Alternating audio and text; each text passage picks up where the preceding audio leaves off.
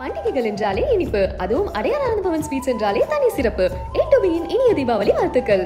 MCR Pure Cotton Club, formals and casual shirts. அதாவது நாங்கள் brothers வந்து 5 பேர், சிஸ்டர்ஸ் வந்து 2 பேர். நாங்கள் பிரதர்ஸ் 5 பேருமே இன்னைக்கு உணவு தொழில் தான் இருக்கோம். மாதம்பட்டி அப்படிங்கிற ஒரு மிகப்பெரிய ஒரு பிராண்டை வந்து இன்னைக்கு கிரியேட் பண்ணதில் வந்து நானும் எங்கள் அண்ணனும் எவ்வளோ பண்ணினோமோ அதுக்கு அடுத்தபடியாக வந்து இன்னைக்கு வந்து மாதம்பட்டி ரங்கராஜும் ஐஸ்வர்யாவும் பண்ணிட்டு இருக்காங்க. சாதனையான எங்களுடைய பெயரையும் எங்களுடைய புகழையும் இன்னைக்கு பரப்பி இது பண்ணிருக்காங்க. அப்படின்னா எங்களுடைய தொழிலாளர்கள் வந்து ஒரு உயர்ந்த ஸ்தானத்தில் நாங்கள் கொடுமையான காரணம் கூட சொல்லலாம். நான் வந்து 9ஆவது படிக்கிற போது எங்கள் அப்பா இறந்துறாரு. எங்களுடைய குடும்பத்துடைய சூழ்நிலை வந்து ரொம்ப படுமோசமான ஒரு சூழ்நிலையிலிருந்து நான் அங்கே ஃபர்ஸ்ட் ஒர்க் பண்ணது சர்வீஸ் தான். இப்போ நம்ம சர்வீஸ் பண்ணுறோம் அப்படின்னா சாப்பிட்டு போனதுக்கப்புறம் அது இலை எடுக்கிறது, டேபிள் துடைக்கிறது, டம்ளர் கழுவி, பாத்திரம் கழுவி, முதல்ல சைக்கிள், அதுக்கப்புறம் டிவிஎஸ் எக்ஸல், அதுக்கப்புறம் ஹீரோ ஹோண்டா பைக்கு, அந்த மாதிரி படிப்படியாக மாறி இன்னைக்கு BMW காரில் போகிற அளவுக்கு என்னுடைய தகுதியை நான் வளர்த்துருக்கேன். கேட்ரிங் தொழில் அப்படிங்கிறதே ரொம்ப ஒரு மட்டமான ஒரு தொழில். அவங்க போனாலே போய் கையை கட்டி நிற்கணும், வேட்டி அவுத்து நிற்கணும், முடிஞ்சா கீழே உட்காரணும். இந்த மாதிரிலாம் நீங்கள் ஃபேஸ் பண்ணீங்க அந்த டைம்? இருந்தது. மாதம்பட்டியோட ஆர்க், இந்த முதல் புள்ளி அப்படிங்கிறது இருக்கும்ல, அது எங்கேருந்து ஸ்டார்ட் ஆச்சு? 1985 நானும் எங்கள் அண்ணன் தங்கவேலும் மாதம்பட்டியில் ஃபர்ஸ்ட்டு வீட்டில் வாடகை வீட்டில் குடியிருக்கோம். அப்போ வந்து ஃபஸ்ட்டாக வந்து நான் வந்து டெக்ஸ்டைல்ஸ் ஒர்க் பண்ணுறோம். அவர் வந்து பெரிய இண்டஸ்ட்ரீஸில் ஒர்க் பண்ணுறாரு. அதுக்கப்புறம் நாங்கள் இந்த கேட்ரிங் அப்படிங்கிற நாங்கள் கையில் எடுத்து ஆரம்பிக்கிறோம். அதுலேருந்து தான் என்னோடய கேரியர் வந்து மாதம்பட்டி அப்படிங்கிறது ஸ்டார்ட் ஆகுது. அதுலேருந்து நாங்கள் வந்து அப்படியே சின்னதாக கேட்ரிங் பண்ணுறதுக்கு ஆரம்பிச்சிருந்தேன். பார்த்தீங்கன்னா மாதம்பட்டி நாகராஜ் அப்படின்னு சொல்லி ஒரு பேரை நாங்கள் உருவாக்கிட்டோம். அந்த பேரை உருவாக்குறதுக்கு நாங்கள் ரொம்ப கஷ்டப்பட்டோம். அதனால எங்களுக்கு ஃபுட் இண்டஸ்ட்ரீஸில் ஏதாவது ஒரு சாதிக்கணும் அப்படிங்கிற ஒரு எண்ணம் வந்துட்டு இருந்துச்சு. நம்ம என்ன பண்ணாலும் ஒரு டேஸ்ட் ஆகுது. அவ்வளோ ஒரு கைப்பக்குவம், அவ்வளோ ஒரு கை ராசின்னு இருந்துச்சு. அதனாலே எங்களோட ஃபுட்டு, நாங்கள் பண்ணக்கூடிய ஃபுட்டு வந்து குவாலிட்டின்னு வந்து அப்போ இருந்தே எங்களை நிறைய பேர் தெரியறதுக்கு ஆரம்பிச்சிட்டாங்க. சின்ன லெவலில் பண்ணாலும் நல்லா பண்ணுறாங்க அப்படின்னு எங்களுடைய பேர் வந்து பார்த்திங்க அப்படின்னா அப்படி பூமாக இருக்காது. இப்போ ரீசெண்டாக ஒரு 10 இயர்ஸில் பார்த்திங்க அப்படின்னா, அதாவது உணவுக்காகவே உருவாக்கப்பட்ட ஒரு ஊர் அப்படின்னா அது மாதம்பட்டி அப்படின்னு சொல்கிற அளவுக்கு தமிழ்நாடு மட்டும் இல்லை, இந்தியா முழுவதுமே மாதம்பட்டியில் மிக பிரமாண்டமான ஒரு உணவுத்துறை சார்ந்த வல்லுநர்கள் இருக்கிறாங்க அப்படிங்கிற பெயரை நாங்கள் இந்த உலகத்துக்கு கொண்டு வந்து. உங்களுடைய ஆரம்ப காலம்ங்கிறது அவ்வளோ சுலபமாக இருந்துச்சா? ரொம்ப கொடுமையான காலம்னு கூட சொல்லலாம். நான் வந்து 9ஆவது படிக்கிற போது எங்கள் அப்பா இறந்துறாரு. எங்கள் அம்மானாலே எங்களை வந்து ரன் பண்ணவே முடியல ஃபேமிலியை. அதனால நான் 10ஆவது முடிச்சோன்னே எனக்குன்னு தேர்ந்தெடுத்த முதல் தொழிலே ஹோட்டல் தொழில் தான். அதே மாதிரி எங்கள் அண்ணன் அவரும் அதே மாதிரி தான் கேட்ரிங் இதுக்கு தான் போனார்.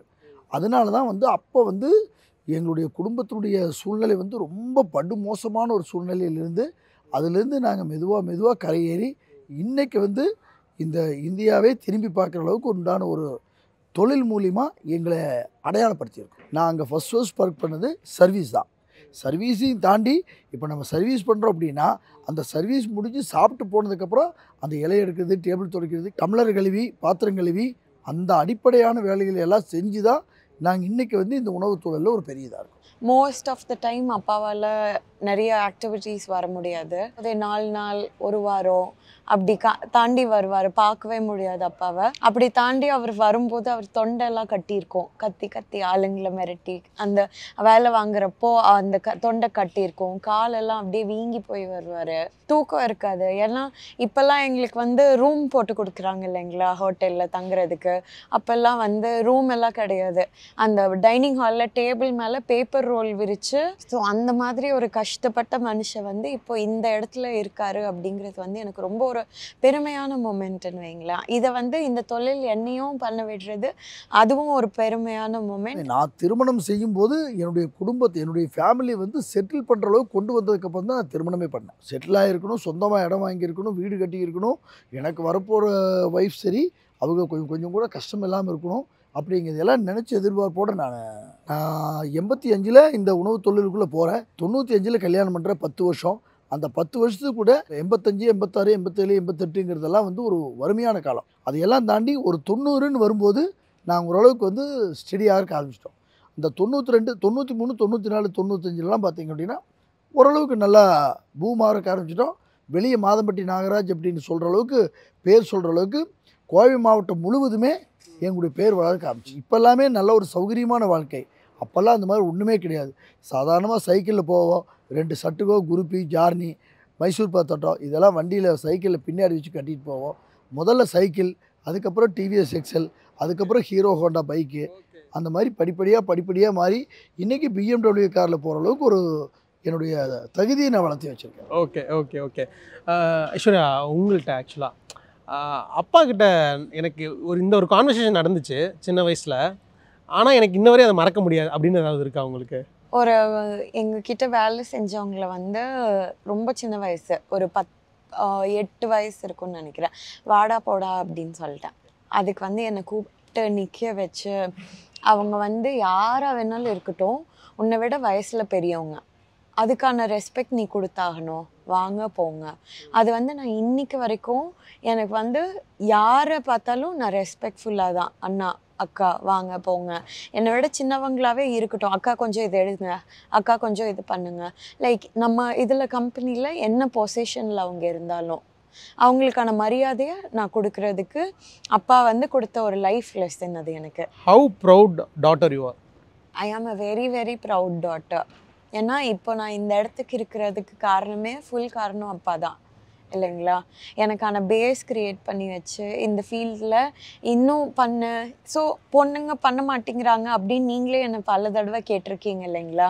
அப்போது என்னையும் வந்து நம்பி உள்ள பண்ண நில்லு அப்படின்னு சொல்லி ஒரு தைரியம் கொடுத்து, சில சமயம் ரொம்ப கஷ்டமாக இருக்குன்னு போய் அழுதப்போ கூட இது இப்படி தான் இருக்கும், நீ தைரியமாகு, எல்லாத்தையும் உன்னால் மாற்ற முடியுமான்னு எனக்கு தெரியாது, ஆனால் உன்னை நீ தைரியமாக்கிக்க முடியும், இதை ஃபேஸ் பண்ணுற தைரியத்தை நீ வளர்த்திக்கோ அப்படின்னு சொல்லி உள்ளே நிற்க வச்சாரு. முன்னாடியெல்லாம் இலை போடுறாங்கன்னா தயங்கி வெளியே நிற்பேன்.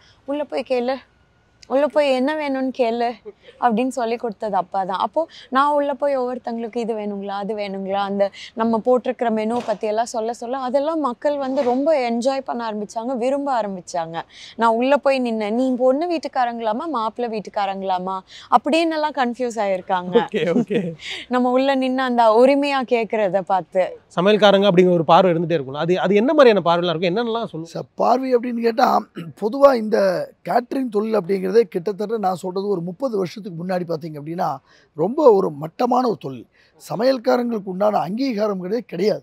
அவங்க போனாலே போய் கையை கட்டி நிற்கணும், வேட்டி அவுத்து விட்டு நிற்கணும், முடிஞ்சால் கீழே உட்காரணும், இந்த மாதிரி எல்லாம் ஒரு காலகட்டம். இந்த மாதிரிலாம் நீங்கள் ஃபேஸ் பண்ணீங்க அந்த டைம்? இருந்தது. ஒரு 5 வருஷ காலம் இந்த மாதிரிலாம் நாங்கள் ஃபேஸ் பண்ணோம்.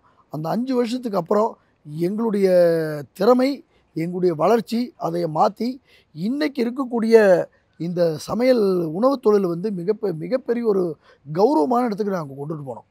அதுக்கு வந்து முக்கியமான காரணமே மாதம்பட்டி ஃபேமிலி தான். இப்போ அதான் சார், இப்போ நீங்கள் இருந்த கேட்டரிங் தொழில் வேறு. உண்மையிலே இப்போ நீங்கள் பரிமாறுறதுலேருந்து ப்ரெசன்டேஷன் பண்ணுறதுலேருந்து எல்லாமே வேறையாக இருந்துச்சு. இப்போ இன்றைக்கி இவங்க ஜென்ரேஷனில் இவங்க பண்ணுறது வேறையாக இருக்கும். ப்ரெசன்டேஷன்லேருந்து நம்ம உள்ளே வந்தால் அவங்க வந்து இந்த மாதிரி விஷயத்தை எக்ஸ்பீரியன்ஸ் பண்ணணும்னு நிறைய விஷயம் பண்ணுறாங்க இல்லையா? அதை எப்படி பார்க்குறீங்க? கண்டிப்பாக. அதாவது 200%லேருந்து 300% டிஃப்ரெண்ட்டான ஒரு ஸ்டைல், டிஃப்ரெண்ட்டான ஒரு வளர்ச்சி. ஏன்னா நாங்கள்லாம் சாதாரணமாக வெறும் பக்கெட்டும் கரண்டியும் எடுத்துகிட்டு போய் இலை போட்டு பரிமாறிட்டு இருந்த காலகட்டங்கள் போய் அதுக்குண்டான நிறைய புதுமையான விஷயங்கள் அவங்க உள்ளே கொண்டு வந்து, அதாவது இலை போட்டு பரிமாறதுலேயும் மிக பிரம்மாண்டமாக மிக வித்தியாசமாக பண்ண முடியும் அப்படிங்கிறது இன்றைக்கி வந்து ஐஸ்வர்யா கார்த்திக் வந்து போட்டு பிரம்மாண்டமாக பண்ணியிருக்காங்க. அதே மாதிரி பஃபேலையும் அப்படி தான். என்ன புதுசாக வந்து எவ்வளோ விஷயங்களை உட்படுத்தி வரக்கூடிய விருந்தினர்களுக்கு எவ்வளவு ஒரு சந்தோஷமான ஒரு காட்சியை கொடுக்கலாம் அப்படிங்கிற அளவுக்கு அவங்க ஒரு பெரிய ஒரு மாற்றத்தை கொண்டு வந்திருக்காங்க. அதெல்லாம் வந்து உண்மையிலேயே பாராட்ட வேண்டிய விஷயங்கள். இந்த துறைக்குள்ளே வரக்கூடியவங்களுக்கு நீங்கள் கொடுக்கக்கூடிய அட்வைஸ் என்னவாக இருக்கும்? இந்த தொழிலில் புதுசாக வரக்கூடிய இளைஞர்களுக்கும் சரி, புதுசாக தொழில் வரவங்களுக்கும் நாங்கள் கொடுக்கக்கூடிய அட்வைஸ் அப்படின்னா, வாங்க தொழில் பண்ணுங்கள், நம்பிக்கையாக இருங்க, நாணயமாக இருங்க, நேர்மையாக இருங்க, நல்ல சுத்தமான பொருட்களை வச்சு உணவு பயிற்சி கொடுங்க. அதை விட முடிஞ்ச அளவுக்கு இந்த சமுதாய மக்களுக்கு நம்ம செய்யக்கூடியது பிளாஸ்டிக்கை ஒழியுங்க, கலர் பொருட்களை சேர்த்தாதீங்க, கெமிக்கலை அவாய்ட் பண்ணுங்கள். நம்ம வரக்கூடிய விருந்தினர்களுக்கு அவங்களுடைய வயிற்றுக்கும் சரி அவங்க உடம்புக்கும் சரி எந்த விதமான கெடுதலும் இல்லாத நல்ல உணவு வகைகளை தயாரித்து வழங்கி வர்றவங்களை சந்தோஷப்படுத்துங்க. இப்போது உங்கள் ஃபேமிலியில் எல்லாருமே வந்து இந்த பிஸ்னஸ்லாம் இருக்கீங்க. ஸோ அதை கைவிடாமல் வந்து இப்போ நீங்கள் இருக்கீங்க, உங்களோட பொண்ணு வர்றாங்க, இன்னொரு முறை உங்கள் அண்ணன் இருக்கார், தம்பி இருக்காங்க, அவங்களோட பசங்க வர்றாங்க. உங்கள் ஃபேமிலியை பற்றி சொல்லுங்கள் சார். ஆக்சுவலாக மொத்தம் எத்தனை பேர்? அதாவது எங்கள் ஃபேமிலின்னு பார்த்தீங்க அப்படின்னா, எங்கள் அப்பா ரங்கசாமி, அவர் பிறந்தது வளர்ந்தது எல்லாமே நோம்பிக்கோடு அப்படிங்கிற கிராமம், பாலக்காடு டிஸ்ட்ரிக்கு, கேரளா ஸ்டேட். அங்கே தான் எங்கள் அப்பா. அவர் வந்து ஒய்ஃப் வந்து லக்ஷ்மி அம்மாள். அந்த அம்மாவுடைய பேரில் தான் நாங்கள் லக்ஷ்மி கேட்ரிங் அப்படிங்கிற கம்பெனி ஆரம்பித்தோம். அப்பா பொறுத்தவரையில் அவருக்கு வந்து முழுக்க விவசாயம் தான். எங்கள் அப்பா வந்து முழுக்க கம்ப்ளீட்டாக அக்ரிகல்ச்சர் மட்டும்தான். அக்ரிகல்ச்சரில் வந்து அவர் நிறைய மாடுகள் வச்சுருந்தார், எருமைகள் வச்சுருந்தார். நிறைய விவசாயம் பண்ணி நல்லா நெல் போக்குவரத்தெல்லாம் நிறைய விளையும். நோம்பிக்கோடு கிராமத்தில் நல்ல ஒரு பாரம்பரியமான குடும்பத்தில் இருந்தோம். சார் எத்தனை பசங்க சார் ஆக்சுவலாக? அதாவது நாங்கள் பிரதர்ஸ் வந்து 5 பேர், சிஸ்டர்ஸ் வந்து 2 பேர், மொத்தம் நாங்கள் 7 பேர் எங்கள் ஃபேமிலியில். அதில் எல்லாத்துக்கும் பெரியவர் வந்து அண்ணன் தங்கவேல், மாதம்பட்டி தங்கவேல். 2வது வந்து சிவசாமி, 3வது வந்து நாராயணசாமி, 4வது வந்து நான் நாகராஜ், 5வது வந்து என் தங்கச்சி பாக்யா, 6வது வந்து இன்னொரு தங்கச்சி கௌரி, 7வது வந்து தம்பி ரவிச்சந்திரன். இதுதான் எங்களோட ஃபேமிலி. இதில் பார்த்தீங்க அப்படின்னா இன்றைக்கி நாங்கள் பிரதர்ஸ் 5 பேருமே இன்றைக்கி உணவு தொழில் தான் இருக்கோம். அதில் மாதம்பட்டி தங்கவேலுக்கு வந்து 2 பசங்க, ஒருத்தர் வந்து ரங்கராஜி, இன்னொருத்தர் வந்து கிருஷ்ணகுமார். ஓகே. 2வது வந்து சிவசாமி, அவரோட ஒரு பையன் வந்து விமல், பொண்ணு வந்து சுகுணாராணி. அடுத்து வந்து நாராயணசாமி, அவரோட பையன் வந்து சர்வேஷ், அவர் வந்து ஐடி ஃபீல்டில் இருக்கார். அடுத்தது வந்து நான், எனக்கு 2 பொண்ணுங்க, ஐஸ்வர்யா, ஆர்த்தி. ஐஸ்வர்யா வந்து ஆஸ்திரேலியாவில் MBA முடிச்சுட்டு இன்றைக்கி வந்து உணவு தொழிலில் பண்ணிகிட்ருக்காங்க. ஆர்த்தி வந்து மதுரை வேலம்மாள் மெடிக்கல் காலேஜில் MBBS முடிச்சுட்டு PG பண்ணுறதுக்காக UK போகிறதுக்கு ப்ரிப்பேர் ஆகிட்டு இருக்காங்க. அடுத்து வந்து பார்த்திங்கன்னா என் தங்கச்சி பாக்யா, அவருக்கு ஒரு பையன் ஒரு பொண்ணு. அதே மாதிரி இன்னொரு தங்கச்சி, அவளுக்கு வந்து ஒரு பையன் ஒரு பொண்ணு. பெரிய தங்கச்சி பொள்ளாச்சியில் இருக்காங்க, சின்ன தங்கச்சி மஸ்காலிப்பாளையத்தில் இருக்காங்க. அடுத்து வந்து கடைசி தம்பி, அவன் வந்து ரவிச்சந்திரன், அவன் வந்து மாதம்பட்டி ரங்கராஜிட்ட ஒன் ஆஃப் த பார்ட்னராக இருக்கா. அப்படி அவ கூட ஜாயின் பண்ணி பண்ணிகிட்டு இருக்கா. அப்படி அவருக்கு வந்து 2 பசங்க. இதுதான் எங்களோட ஃபேமிலி. எவ்வளோ ப்ரௌடாக இருக்குது சார் இப்போது முதல் தலைமுறை நீங்கள். ஸோ நீங்கள் எல்லாருமே இந்த பிஸ்னஸ்குள்ளே இருக்கீங்க. அடுத்து உங்களோட பசங்க ஒரு புறம் வந்து ரங்கராஜனா வந்து ஒரு சைடு அவரோட மாதம்பட்டியோட புகழ் எந்த சைடு பண்ணிகிட்ருக்காரு, இன்னொரு சைடு ஐஸ்வர்யா அவங்க ஒரு புறம் பரப்பிட்டு இருக்காங்க. ஒரு உங்களுடைய பிராண்டோடைய நேமையும் உங்களுடைய புகழையும் வெளியில் வந்து பயங்கரமாக பரப்புகிறாங்க. ஸோ எப்படி எவ்வளோ ப்ரௌடாக இருக்குது சார்? கண்டிப்பாக சந்தோஷமாக இருக்குது.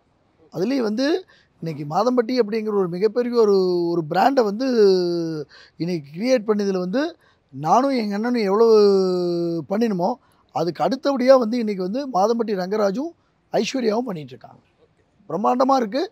அதிகமான பகுதிகளில் இன்றைக்கி உலகம் முழுவதுமே மாதம்பட்டி அப்படிங்கிற ஒரு பிராண்டை கொண்டுட்டு போய் சேர்த்துற அளவுக்கு இன்றைக்கி ரங்கராஜும் ஐஸ்வர்யாவும் அதுக்காக ரொம்ப பாடுபட்டுருக்காங்க. ஓகே சார், இறுதியாக வந்து உங்களுடைய லேபர்ஸ் பற்றி சொல்லுங்கள். ஏன்னா வந்து எல்லாருமே சீனியர்ஸ்னு கேள்விப்பட்டோம். ஐஸ்வர்யா எப்படி அக்செப்ட் பண்ணிட்டாங்க டக்குன்னு? அதாவது நான் இந்த தொழிலுக்குள்ளே வரும்போது எங்கள் கூட வந்தவங்க 2 பேர் இருக்காங்க. அதில் ஒருத்தர் வந்து ராமச்சந்திரன், இன்னொருத்தர் வந்து இளங்கோ. இதுக்கு அப்படியே அடுத்தபடியாக வந்து பார்த்திங்க அப்படின்னா நிறைய மாஸ்டர்ஸு நிறைய இருக்குது.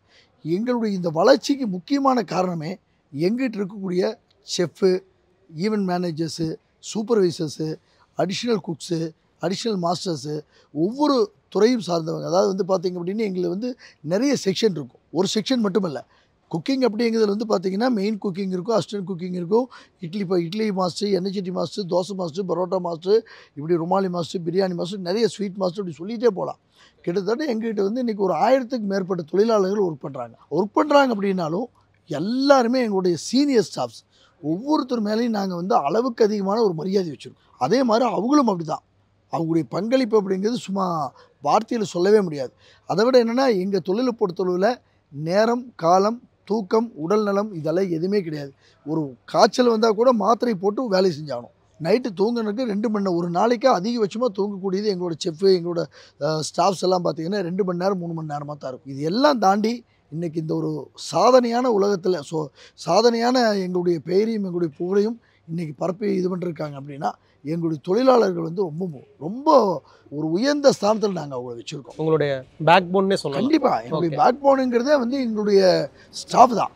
டோட்டல் என்டையர் ஸ்டாஃப், அஃபீஷியல் ஸ்டாஃப்லேருந்து, மெயின் செஃப் மாஸ்டர்லேருந்து, பேக் எண்ட்லேருந்து, ஃப்ரண்ட் எண்ட்லேருந்து எல்லாத்துக்குமே எங்களோட ஸ்டாஃப்ஸோட சப்போர்ட்னால தான் எங்களுடைய வளர்ச்சி வந்து இவ்வளோ பெரிய லெவலுக்கு. சார் இன்றைக்கி வந்து நம்மளோட பசங்க வந்து இந்த அளவுக்கு வந்து வெளியில் நம்மளுடைய புகழை கொண்டு போய் சேர்க்குறாங்க. அப்படிங்கிறப்போ நீங்கள் அண்ணன்லாம் பேசிக்கிறது உண்டா? நீங்கள் அண்ணன் பசங்களை சஜெஷன் பண்ணுறது உண்டா? இல்லை அவங்க ஐஸ்வர்யாவுக்கு சஜெஷன் சொல்கிறது உண்டா? இந்த விஷயங்கள் நடக்குமா? அதாவது எல்லாருமே நினைப்பாங்க இன்றைக்கி ஒரே தொழில் இருக்காங்க, அவங்களுக்குள்ள உறவு முறைகள் எப்படி இருக்கோ, உறவுகள் எப்படி இருக்கோ, கருத்து வேறுபாடுகள் எப்படி இருக்கோ அப்படிம்பாங்க.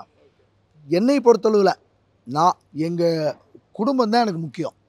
என்னுடைய ஃபேமிலின்னா என் மனைவி, என் மக்கள் அப்படிங்கிறதை தாண்டி என்னுடைய பிரதர்ஸ், என்னுடைய சிஸ்டர்ஸ் அப்படிங்கிறது நான் என்னுடைய அதில் எந்த மாற்றம் கிடையாது, எந்த ஒரு மாற்று கருத்தும் கிடையாது. எங்கள் ஃபேமிலிக்குள்ளே நாங்கள் அண்ணன் தம்பி 5 பேருக்கும் சரி, அண்ணன் தம்பிகளுக்கு இருக்கக்கூடிய பசங்கள், பிள்ளைகள், பேரன்கள், பேத்திகள், அதையும் தாண்டி என்னுடைய சிஸ்டர்ஸ், என்னோடய சிஸ்டர் குழந்தைகள், எங்கள் மாப்பிள்ளை, எங்கள் மச்சான், எல்லாத்துலேயுமே உறவு முறையில் ஒரு கடுகளவும் கூட எங்களுக்கு எந்த விதத்துலையும் ஒரு டிஸ்டன்ஸே கிடையாது. எங்கள் வீட்டில் ஒரு நிகழ்ச்சின்னா நாங்கள் 100 பேர் இருப்போம். எங்களுடைய ஃபேமிலி 100 பேர் இருப்பாங்க. அதுதான் எங்களுடைய பலம். தொழில் அப்படிங்கிறது வேறு, உறவு அப்படிங்கிறது வேறு. என்னை பொறுத்தவரையில் என்னுடைய உறவுக்கு வந்து நான் ரொம்ப முக்கியத்துவம் கொடுவேன். எந்த காரணத்துக்கு கொண்டு ஒரு சின்ன விஷயமா இருந்தால் கூட அண்ணங்கிட்டையும் சரி, தம்பிக்கிட்டையும் சரி, பசங்ககிட்டையும் சரி, ரங்கராஜா, விமலா, கிருஷ்ணகுமாரா, யாராக இருந்தாலும் என்னுடைய கருத்துக்களை அவங்ககிட்ட சொல்லுவோம், அவங்க கருத்தை என்கிட்ட சொல்லுவாங்க. அதை எடுத்துக்குவாங்க கண்டிப்பாக. அதில் எந்த ஒரு மாற்று கருத்தும் கிடையாது. எப்போவுமே நாங்கள் வந்து ரிலேஷன்ஷிப்பில் ஒரு நல்ல ஒரு குட்வெல்லோட பயணிச்சுட்ருக்கோம். பயங்கரமாக உழைக்கிறீங்க. உங்களுடைய அடுத்த ஜென்ரேஷனும் உழைச்சிட்டு இருக்காங்க. கேட்ரிங் தொழிலில் அடுத்த லெவலுக்கு எடுத்துகிட்டு போயிருக்காங்க. ஸோ எனக்கு பொறுமையாக உங்களுடைய நேரத்தை பகிர்ந்து உங்களுடைய கருத்துக்களை பகிர்ந்து பண்ண ரொம்ப நன்றி சார். நன்றி. தேங்க்யூ. நன்றி. பண்டிகைகள் என்றாலே இனிப்பு, அதுவும் அடையார் ஆனந்தபவன் ஸ்வீட்ஸ் என்றாலே தனி சிறப்பு. A to Bயின் இனிய தீபாவளி வாழ்த்துக்கள். MCR Pure Cotton Club, Formals and Casual Shirts.